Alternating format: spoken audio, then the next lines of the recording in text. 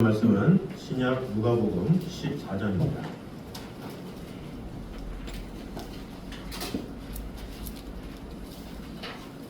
누가복음 14장 15절에서 24절까지 말씀입니다.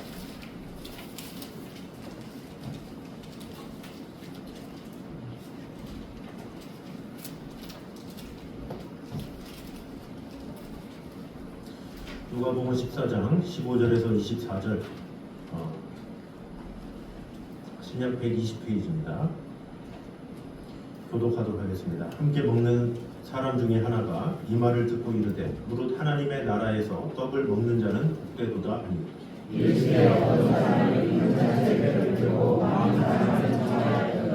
잔치할 시각에 그 청하였던 자들에게 종을 보내어 이르되 곧 오소서 모든 것이 준비되었나이다 하매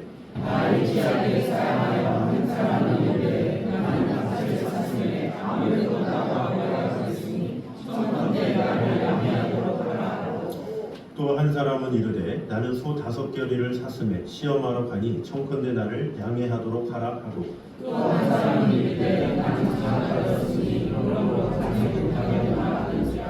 종이 돌아와 주인에게 그대로 고하니 이에 집 주인이 노하여 그 종에게 이르되 빨리 시내와 거리와 골목으로 나가서 가난한 자들과 몸 불편한 자들과 맹인들과 저는 자들을 데려오라 하니라. 종이 이르되 주인이여 명하신 대로 하였으되 아직도 자기가 주인이 종에게 이르되 길과 사물타리 가로 나가서 사람을 강권하여 데려다가 내 집을 채우라. 내가 너희에게 말하노니 전에 청하였던 그 사람들은 하나도 내 잔치를 맛보지 못하리라 하였다 하시니라. 아멘.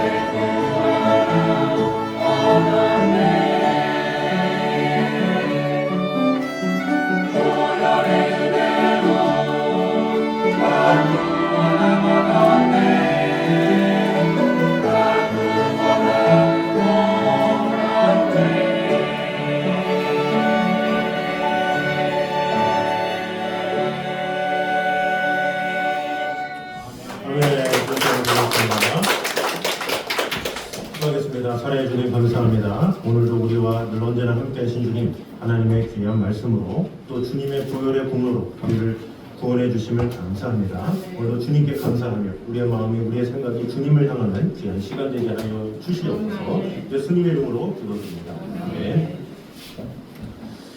우리 교회 소식 전해드리도록 하겠습니다. 우리 예배에 더욱더 마음을 다하는 귀한 시간이 되면 좋겠습니다. 우리 저번 주 또 이번 주 계속 휴가도 있고 그런 상황입니다. 저도 저번 주에 휴가 기간이라서 제 고향에 좀 다녀왔습니다. 고향이 서울로 가서 하루를 그냥 잠시 갔는데 광장시장에 갔더니 너무 더워가지고 집에 가고 싶다 이런 생각이 들었어요. 너무 날씨가 덥고 막 그러니까 오히려 예배가 그립고 예배도 얼마나 시원합니까? 그래서 이 날씨도 덥고 그런 상황에서 이 예배에 함께하면 그래도 시원한 바람으로 또 말씀도 들으니까 어떻게 보면 참 이 집을 사모하는 마음이 되게 있구나 이런 생각이 들고 벌써 예배가 그리워지고 이런 생각이 들었습니다. 그래서 여러분이 이렇게 날씨도 덥고 이럴 때 어디 가려고 그러기보다 예배에 참석하면 시원한 바람과 함께 말씀을 들을 수 있으니까 같이 은혜 받으면서 쉼을 얻으면 좋겠습니다. 우리 옆 사람도 한번 인사하도록 하겠습니다. 예배에 참 쉼이 있습니다. 시작. 예배에 참 쉼이 있습니다. 일권 성경필사 이제 완성하신 분들 또 제가 바로바로 이렇게 사인해서 드리도록 하겠습니다. 그리고 8월 24일까지는 완성해 주시면 감사하겠습니다. 또 교회 헌금 관련 회계 보고서는 다음 주에 게시판에 게시해 하도록 하겠습니다. 우리 8월에 생일 맞으신 우리 성도님들이 있습니다. 우리 유건이가 11일, 성은이가 20일, 소희가 29일. 또 있습니까? 8월? 네. 우리 수연 성도 우리 8월 며칠입니까? 15일입니까? 광복절날. 자, 우리 박수하면서 우리 축복하도록 하겠습니다.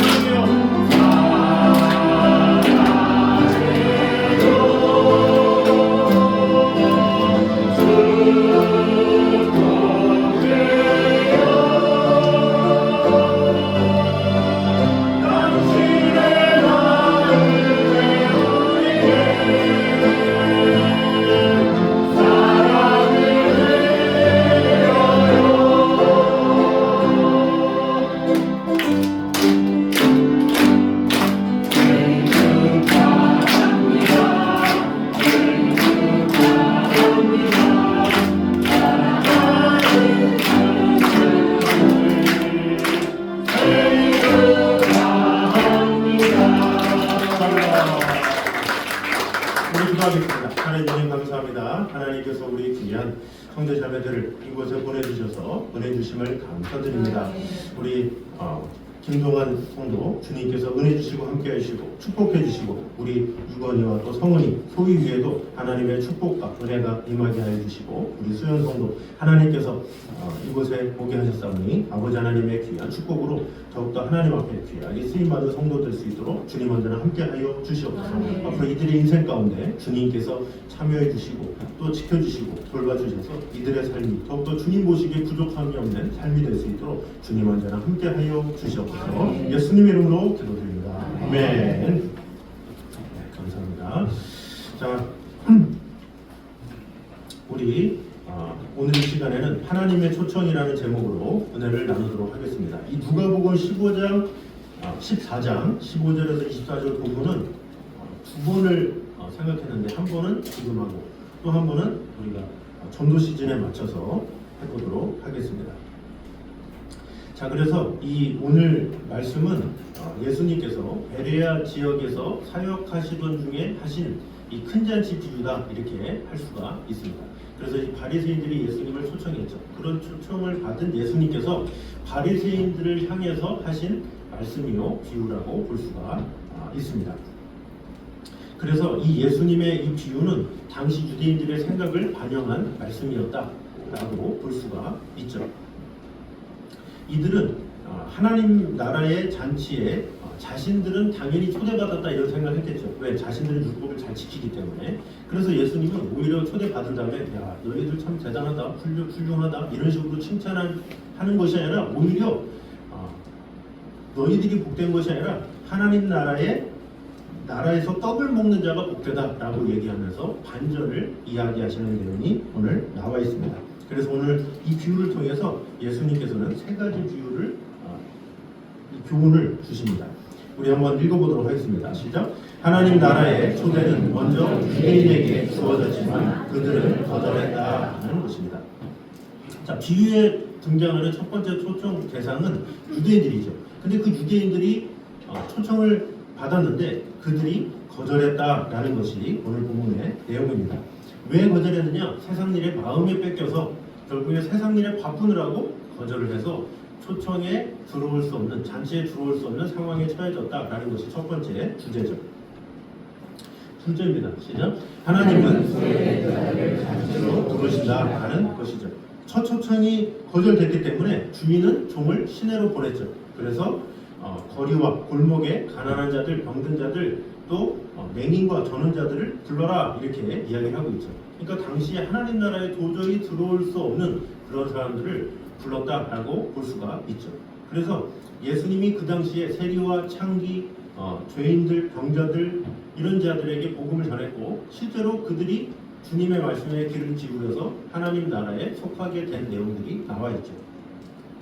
그리고 세 번째입니다. 시작. 하나님의 초청은 결국 모든 이방인에까지 열려있다는 것이죠. 자, 그들을 초청했는데 아직까지도 잔치 자리에 자리가 비었어. 그래서 또 부르죠. 그 부른 자가 누구냐? 이방인이었다라는 거죠. 유대인들이 원수로 생각하는 그런 이방인들을 불러서 그 잔치 자리에 가득하게 된 그런 내용을 볼 수가 있습니다. 결국은 유대인들이 전혀 상상하지도 못했던 그런 이방인들이 잔치에 참여하자 당연히 바리새인들은 분노했겠죠. 그래서 예수님의 말씀대로 이 하나님의 나라는 그 초청에 응한 자, 하나님 나라를 사모하는 자, 그들에게 주어진다라는 것을 보여주고 있습니다. 그래서 이 비유는 유대인들만의 책망이 아니죠. 오늘날에도 뭔가 이게 교회 안에서도 어떤 기득권을 가지고 나만이 진정한 믿음을 가졌어, 나만이 이런 삶을 살아 이런 식으로 자기의에 빠진 것에 대해서 오히려 경고를 하는 것이라고 볼 수가 있죠.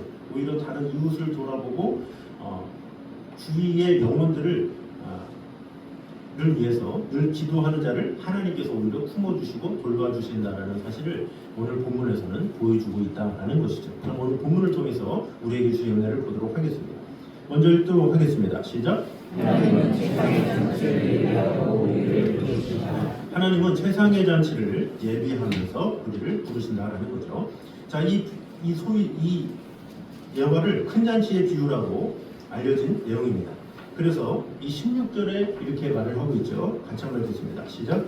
이스라엘 어떤 사람이 큰 잔치를 베풀고 많은 사람을 청하였더니, 자, 어떤 사람이 이게 누굽니까? 하나님이죠. 그리고 큰 잔치, 이것은 천국의 잔치를 말하는 거죠. 이것을 베풀고 많은 사람을 청했다 이렇게 말씀하고 있습니다.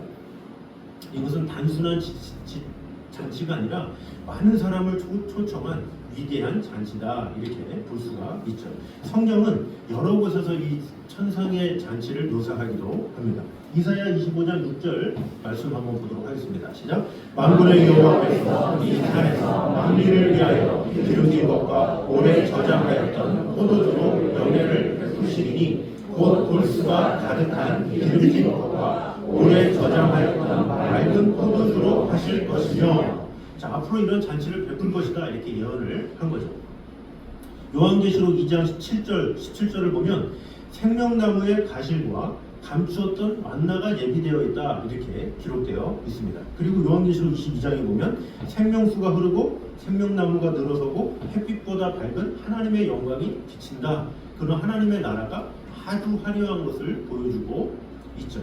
그런 자리에 우리는 구원의 옷을 입고 주님의 보좌 앞에 앉아서 친히 주님께서 시중 두시는 놀라운 영광을 맛보게 된다라는 말씀이죠.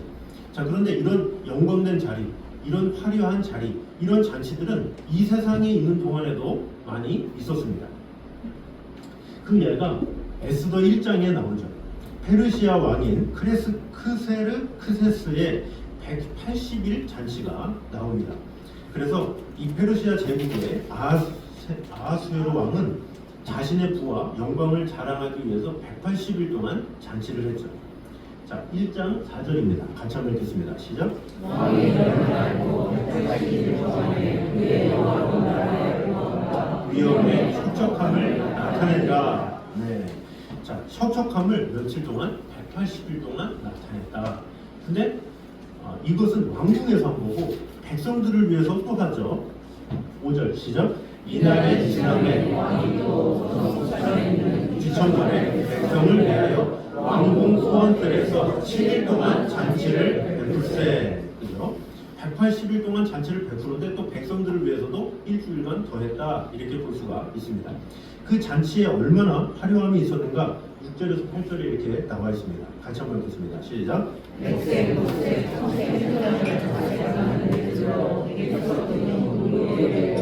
금과 은으로 만든 별상을 화관석, 백석, 문모석, 흑석을 땅땅에 진설하고 금전으로 마시게 하니 자의 모양이 각기 다르고 왕이 구원했으므로 어두가 한이 없으며 마시는 것도 법도가 있어 사람으로 억지로 하지 않게 하니 이는 왕이 모든 국내 관리에게 명령하여 각 사람이 마음대로 하게 하니라. 네. 아주 엄청나게 성대한 잔치라고 볼 수가 있죠.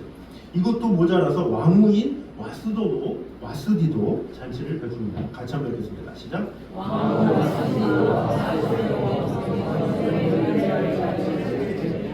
네, 왕후 와스디도 아하수에로 왕궁에서 여인들을 위해서 잔치를 베풀었다. 이 당시는 이 남녀에 대한 차별이 있었잖아요. 그래서 여인들을 위해서 따로 베풀 정도로 아주 성대한 잔치가 있었다. 성경에 기록되어 있습니다. 그런데 이런 성대한 잔치 이후에 또 역사적인 잔치가 있습니다. 1953년에 엘리자베스 2세의 결간식 연회죠. 이 엄청나게 화려한 잔치, 이때는 세계 129개국의 왕족과 귀빈들이 참석한 초대형 잔치로 알려져 있습니다. 그래서 이 한나라의 여왕을 위해서 최고의 식재료, 보석, 의전이 동원되었죠. 그래서 70년이 지난 지금도 최고의 잔치다 이렇게 기록되는 것이 이 엘리자베스 2세의 대관식 연회입니다.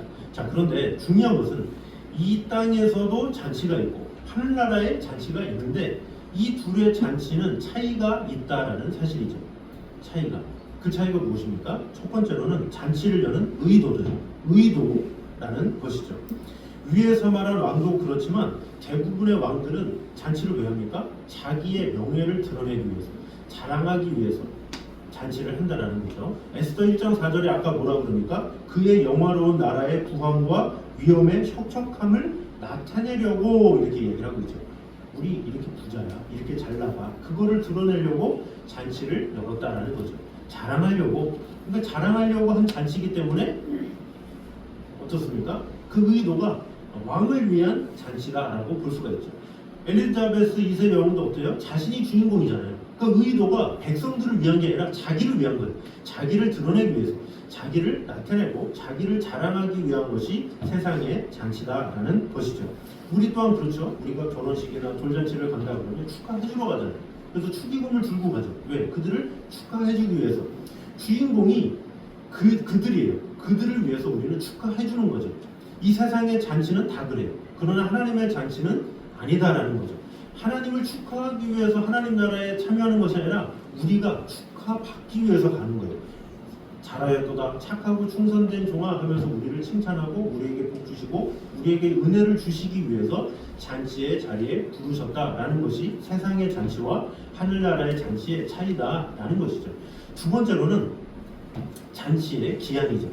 아까 말한 아하수에로 왕의 잔치는 처음에는 180일이었다가 나중에는 일주일이죠.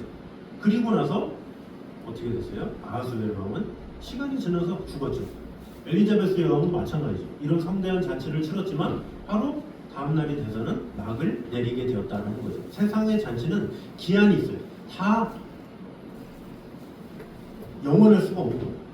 시간이 지나면 다 바뀌게 될 수밖에 없어요. 우리가 음식을 먹어도 그렇잖아요. 맛있는 음식 먹는다, 뭐 뷔페 먹는다, 얼마나 설레지. 잠도 못 잘 정도로 설렌다. 그거 먹네 막 그러면서 입맛 다시다가 먹고 딱 나오는 순간 끝나는 거야. 그 순간 후에 또 많이 먹으면 또 그토록 공허할 수가 없어요. 적당히 먹어야 되잖아요. 근데 마찬가지로 어떤 잔치나 이런 데 가면 우리가 정장도 입기도 하고 드레스도 입고 갖추죠.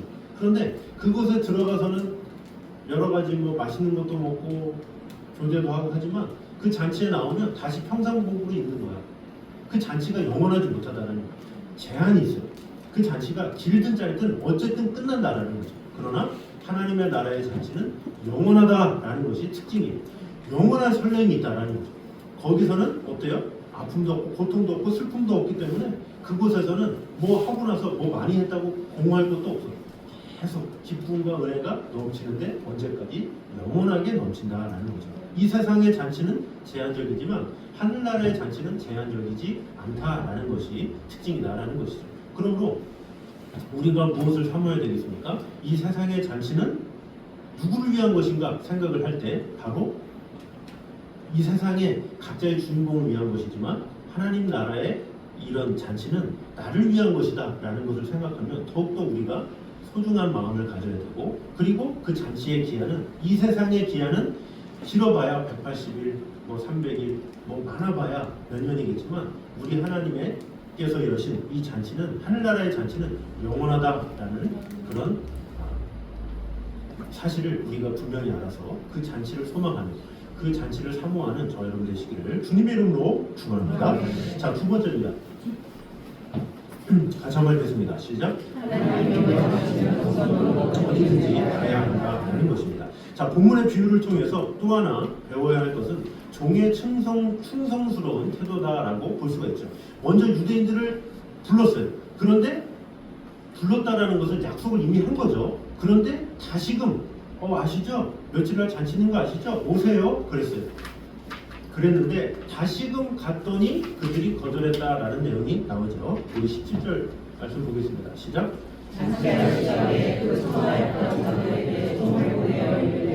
모든 것이 준비되었나이다. 아멘. 자, 17절의 초청은 뭡니까? 두 번째 초청이죠. 먼저 약속을 잡았어요. 그런데 잔치의 시각에 청했던 사람한테 다시 갔더니 이 사람들이 이런저런 이야기를 해서 결국 그들은 거절을 하게 되죠. 그래서 이 종은 주인의 명령으로 인해서 어떻게 합니까? 21절 보겠습니다. 시작. 종이 돌아와 주인에게 그대로 고하니 이에 집주인이 노하여 그 종에게 이르되 빨리 시내의 거리와 골목으로 나가서 가난한 자들과 몸 불편한 자들과 맹인들과 저는 자들을 데려오라 하니라. 이렇게 이야기하고 있죠. 먼저 초청받은 유대인들이 거절하자 시내와 거리와 골목으로 갔다 이렇게 나와 있죠. 그런데 22절의 상황을 보면 그래도 비어 있어요. 그래서 어떻게 합니까? 22절, 23절 같이 한번 읽겠습니다. 시작. 종이 주인에게 이르되 명하신 대로 하였으되 아직 자리가 있나이다. 주인이 길과 산을 타니 가로 나가서 사람을 강권하여 데려다가 내 집을 채우라. 네. 자, 나중에는 잔치 자리가 비지 않도록 어디로 가요? 도시 외곽, 심지어 물가까지 가라 이렇게 얘기를 하고 있죠. 길과 산울다리까지 가서 강권하여 데리고 와라 얘기를 하고 있죠. 강권하여 데리고 와라 라는 건 뭐예요? 골목이나 어디 산골이나 가서 억지로라도 데리고 오라는 거예요. 몸이 좀 정상적인 사람은 오라 그러면 되잖아요. 그런데 이들은 불구가 있고 몸이 약하기 때문에 끌고 와야 돼. 데리고 와야 돼. 얼마나 어렵겠습니까? 그런 수고를 했다라는 것을 보여주고 있습니다.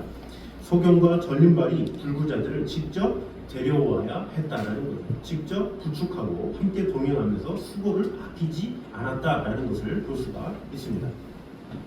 그리고 어려워 힘들어하는 사람을 강권하면서까지 데려왔다라는 거죠. 이들의 수고가 참으로 대단했다. 주님께 칭찬을 받았다라는 것이죠. 사실 요즘도 이렇게 전도를 하다 보면 몸이 온전한 분들, 뭐 이런 분들 보면 바쁘다고 그러는 경우가 많잖아요. 바쁘고 할 일이 많고 그래서 거절을 많이 해요. 그래서 대부분의 이렇게 교회들 보면 이 전도를 하다가 나이가 아주 많고 힘이 없으시거나 아니면 좀 거동이 어렵거나 이런 분들을 전도하는 경우가 많이 있어요. 근데 사실 그런 분들 보면 마음이 좀 가난해지는 경우가 많이 있어요. 왜냐? 사람들이 찾지도 않고 또 외롭고 또 이러다 보니까 교회에서라도 초청하면 좋은 마음을 가지고 참석하게 되는 경우가 많죠. 그런데 문제는 그들이 거동이 불편하기 때문에 어떻게 돼요? 그들을 가서 데리고 와야 돼요. 수고가 필요해요. 자, 그러면 사실 전도하는 입장에서 몸이 건강한 분들이 오면 얼마나 편해요. 알아서 오니까. 그런데 거동이 불편하고 연세도 지긋하고 막 그러면 챙길 게 너무나도 많아요. 그래서 이 전도를 해서 한두 주 데려오는 것은 어렵지 않은데 그거를 한 달, 두 달, 1년 이렇게 하는 건 보통 어려운 게 아니에요. 그래서 저도 전에 이 사역할 때 부목사일 때 이 전도를 이렇게 할 때도 팀원들이 있잖아요. 그럼 어르신들을 이렇게 데리고 오면 참 고생하시는 분들이 있어요. 거동이 불편하고 휠체어를 탄 청년도 있고 그런데 그 사람들을 데리고 매주 이렇게 데리고 오는 분들 보면 야 대단하다 이런 생각이 들어요. 그런데 정말로 대단한 분은 어떤 분이냐 2년 동안 하루도 빼놓지 않고 데리고 왔다는 거예요. 그렇게 거동이 불편하고 힘들면 대부분은 사람이 그래요. 처음에는 전도해야지 그런 마음으로 한두 주 좋은 마음으로 하지만 그것이 지속되잖아요. 그럼 귀찮아요. 사람이. 그렇지 않습니까? 아무리 그래도 자기가 일부러 가서 챙겨줘야 되고 다 부축해야 되고 끌고서 그거를 온다 그러면 아예 주일 오전을 다 버려야 되는 거예요. 근데 그 시간을 다 투자해서 그분을 위해서 열심히 모신 거죠. 그래서 1년이고 2년이고 하면서 그분을 양육하고 결국 세례까지 주고 얼마나 참 귀한 일입니까? 이런 것이 참 어떻게 보면 힘든 것이고 그런 것이 참 복된 것이다 라는 것을 볼 수가 있죠. 그것이 어디서 나온 것입니까? 바로 영혼을 사랑하는 마음에서 나왔다라고 볼 수가 있죠. 사실 이 사람의 영혼의 가치가 어디에 있습니까? 우리 사람은 겉을 보는 겉모습에 너무 혈안이 되어 있어요. 그래서 겉모습이 건강하면 그 사람이 영혼도 건강할 것이라는 착각을 해요. 그리고 이 겉모습이 연약하면 영혼도 약할 것이다 이런 식으로 생각을 하는 경우가 많이 있어요. 또 그 사람이 부하다 그러면 그 사람은 참 부한 사람이다 속으로까지 그렇게 생각하는 경우가 있어요. 또 그 사람이 좀 뭐 형편이 좀 힘들고 어렵다 그러면 그 사람도 그 사람을 평가절하하려는 그런 모습이 있다는 거죠. 그러나 하나님 앞에서는 절대 그런 일이 있을 수 없다는 거예요. 아무리 연약하고 이 세상에는 힘이 없다 할지라도 하나님 앞에서는 어떤 한 영혼이라도 예외가 없는 거예요. 다 한 영혼이라도 하나님께서 기뻐하시는 아름다운 영혼임을 우리는 알아야 돼요. 그래서 그 영혼의 소중함을 아는 자 그들을 하나님께서 기뻐하시는 거예요. 우리는 자꾸 사람의 눈으로 뭔가 겉으로 갇혀있고 화려한 뭐 이런 사람들의 눈이 가지만 하나님은 그렇지 않다는 거죠. 오히려 방황하고 어렵고 힘든 영혼들을 더욱더 돌보기를 원하시고 그 영혼들을 더욱더 사랑하신다는 거죠. 그래서 마태복음 24장이 뭐라 그럽니까? 너희 중에 지극히 작은 자 하나에게 한 것이 곧 내게 한 것이라 이렇게 말씀하고 있죠. 그래서 우리는 영혼을 보는 그런 시야를 우리는 다시 봐야 돼요. 내가 이 손이 많이 가고 또 내가 대가를 치러야 하지만 그럼에도 불구하고 내가 돌봐야 할 영혼, 이 영혼은 정말로 하나님께서 원하시는 하나님께서 기뻐하시는 영혼이라는 사실을 분명히 알아서 우리는 어떤 영혼에 대해서 차별하지 말고 어떤 영혼이든지 사랑하는 마음으로 돌봐야 한다는 것을 우리는 알아야 합니다. 자, 마찬가지로 하나님의 종된 우리 또한 하나님께서 마련하신 천국 잔치를 위해서 이렇게 순종해야 한다라는 것이죠. 문준경 전도사님이 있습니다. 신안 중도에 이 전도사님인데 여기 보면 시루섬이라고 제가 써있잖아요. 이게 영화 제목이거든요. 여러분 기회 되시면 한번 보시면 아주 은혜스럽습니다. 이 분이 어떻게 사역하셨는가 그런 내용들이 되게 유명한 배우들이 나와요. 그래서 되게 재밌게 은혜롭게 봤습니다. 그래서 복음을 전하기 위해서 외딴 섬에 배를 타고 가야 됐고 또 비포장길을 걸어야 됐고 밤을 지새면서 걸어야 됐고 또 그러면서 열심히 복음을 전한 전도사님입니다. 그래서 예수 믿고 구원받아야 한다는 열정 하나로 이 섬을 지나면서 전도를 하셨는데 이 전도의 열매가 500여 개의 교회로 하나님께서 세워주셨죠. 이거 얼마나 귀한 일입니까? 하나님께서 명하신 그것을 당시에는 도저히 전도할 수 없는 그런 삶이었음에도 불구하고 하나님을 사랑하는 그 마음으로 하나님께서는 결국 영혼을 사랑하는 그런 마음을 주셔서 이런 일을 하게 하셨다라는 것을 볼 수가 있습니다. 결국 우리는 하나님의 위임받은 전도자로서 부름을 받은 자임을 우리는 알아야 합니다. 그래서 우리는 항상 주위의 영혼들을 먼저 생각하는 자가 됩니다. 대부분의 많은 사람들은 자기를 위로받기 원해. 나를 자꾸 챙겨주기 원해. 그러나 진정한 성도는 다른 영혼을 먼저 돌아볼 줄 아는 자가 돼야 돼. 이 자기 전에도 잘 지내고 있을까? 하나님께로 돌아와야 돼. 이렇게 다른 영혼을 걱정하고 돌보는 영혼을 하나님께서 기뻐하시는 거죠. 그래서 그런 자들을 하나님께서 택하시고 그들을 보내시고 은혜 주신다라는 사실을 우리는 알아야 합니다. 그러므로 우리는 어떤 상황이든지 주위의 영혼들의 상황이 어떠함을 우리가 생각하지 말고 비록 열악하다 할지라도 한 영혼이라도 사랑하시는 그 마음을 알아서 어디에 가든지 그 영혼을 위해서 마음을 다하라는 주님의 명령을 듣고 그 영혼들을 위해서 끝까지 중보하며 나아가는 저 여러분 되시기를 주님 이름으로 축원합니다. 자, 마지막 세 번째입니다. 같이 한번 읽겠습니다. 시작.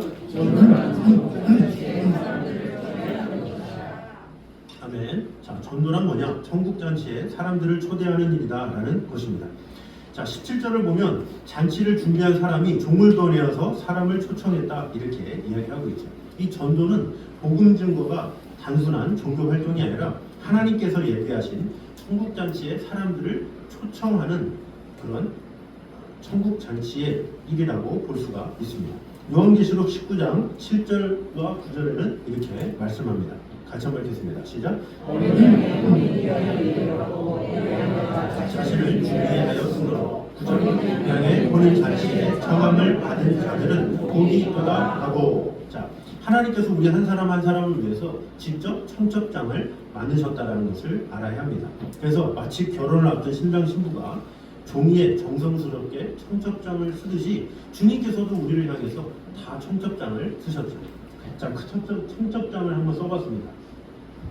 자, 일시 한번 읽어보겠습니다. 시작. 마지막 심판이 끝난 후 새하늘과 새 땅이 열릴 때 장소 시작. 새 예루살렘 신랑 하나님의 독생자 예수 그리스도 신부 그리스도를 사랑한 모든 성도들 피로연 천국 중앙 정원에서 생명수가 흐르고 생명나무가 자라는 곳에서 열리는 영광스러운 잔치 기념품 생명의 연료관 새 이름 신돌 영원한 왕권 입장료 무료 예수님의 십자가로 이미 지불된 자격 나이 성별 학력 국적 무관 다만 복음을 기쁨으로 받아들이는 자.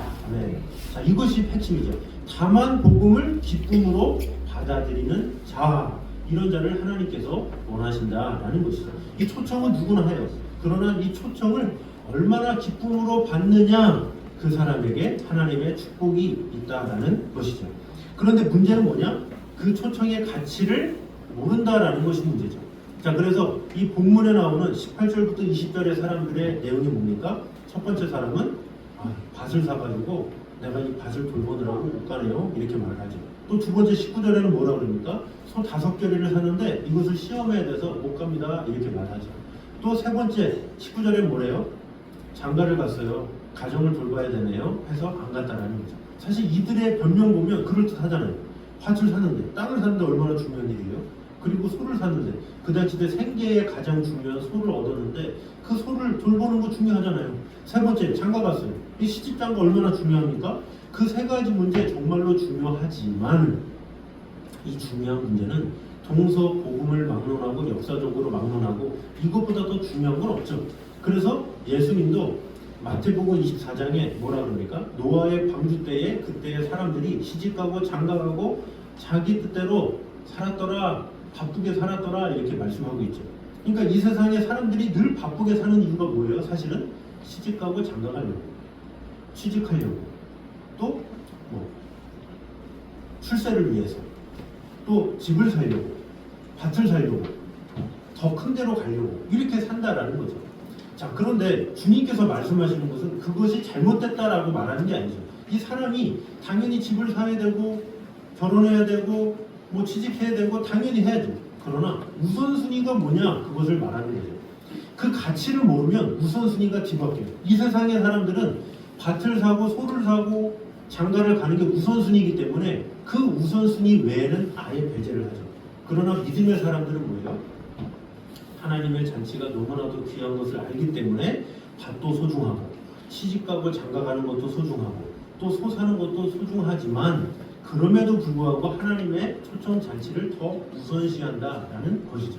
주님께서 말하는 것은 세상의 것을 포기하라 말하는 것이 아니라 우선순위를 가져라라고 말을 하는 거예요. 그래서 마태복음 6장 33절에 뭐라 그래요? 너희는 먼저 그의 나라와 그의 의를 구하라. 마치 하나님을 위해서 헌신하라는 것처럼. 그러나 그리하면 이 모든 것을 너희에게 더하시리라 이렇게 말씀하고 있죠. 하나님은 하나님 앞에 모든 것을 내어놓으면 그래? 내어놨다고? 그럼 너 다 줄게. 이것이 하나님의 마음이다라는 거죠. 하나님께서 우리가 다 줬다고 그래? 옛다 하고 받아먹는 분입니까? 그것이 아니라 우리의 마음을 보시고 야 네가 정말로 나를 사랑하는구나. 내가 너에게 다 줄게 이렇게 말하는 거죠. 아브라함이 이삭을 바쳤죠. 이 하나님께서 이삭을 바치라고 했을 때 이삭을 정말로 죽였습니까? 아니잖아요. 그 태도를 본 거죠. 우선순위를 가지고 아브라함이 이삭을 바치니까 하나님 중심으로 하게 되니까 잠깐 그러면서 이삭 죽이지 마.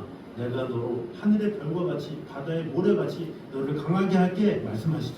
그러니까 믿음이 없으면 하나님의 요구를 자꾸 짐으로 생각해. 그러나 믿음이 자라면 자랄수록 오히려 하나님의 요구를 기회다 이렇게 생각을 하는 거죠. 그래서 그 가치를 어떻게 여기냐에 따라서 그 가치를 누릴 수 있느냐 아니면 누리지 못하느냐 차이다라는 거죠. 옛날에 한 노부부가 있었다고 합니다. 그런데 이 시골집을 정리하던 중에 이 장롱 안에 그림 한 점을 발견했대요. 그림이 뭐지? 뭔가 잘 그린 것 같긴 한데 좀 이렇게 돈도 없고 이거라도 좀 팔아서 어디 돈이 되려나 해가지고 벼루시장에 헐값으로 한 몇천 원 받고 팔았대요.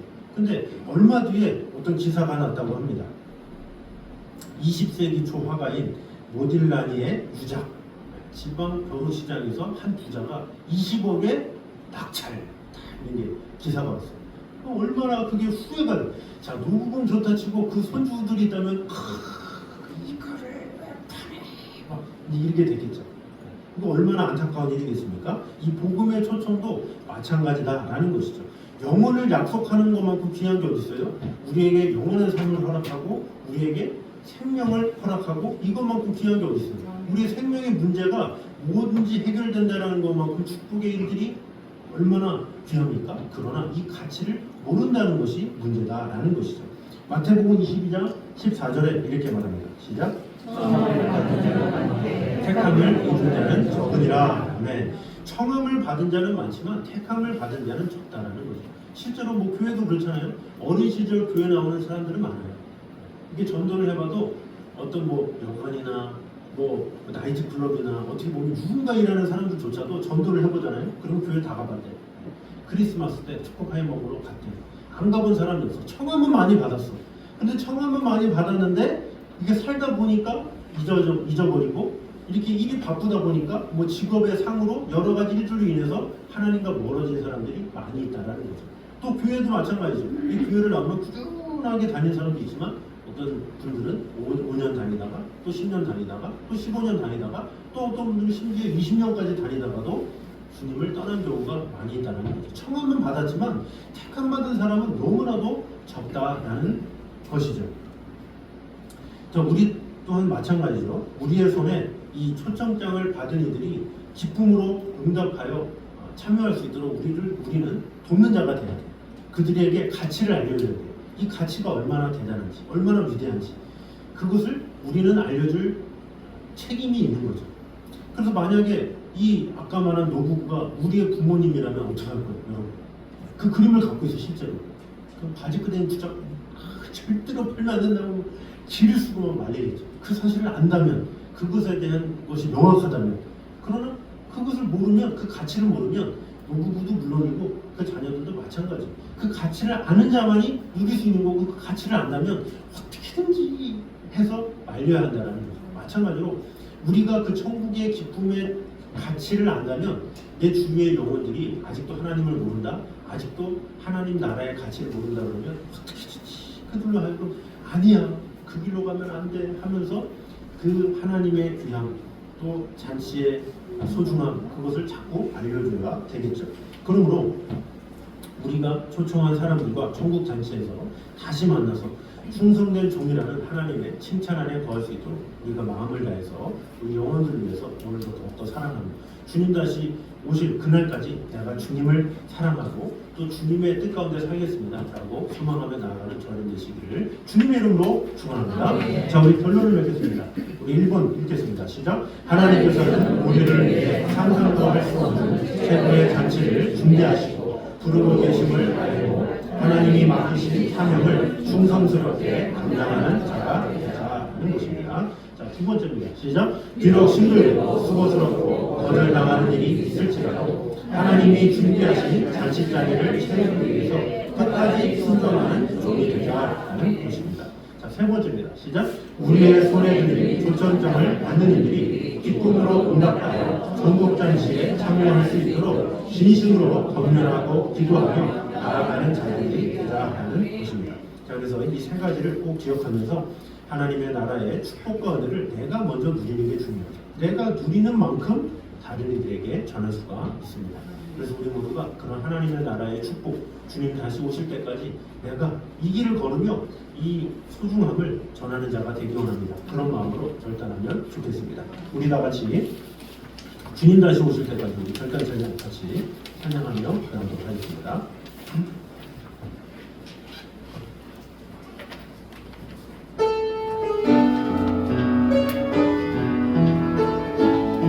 주님 다시 오실 때까지 주님 다시 오실 때까지 나는 이 길을 가리라.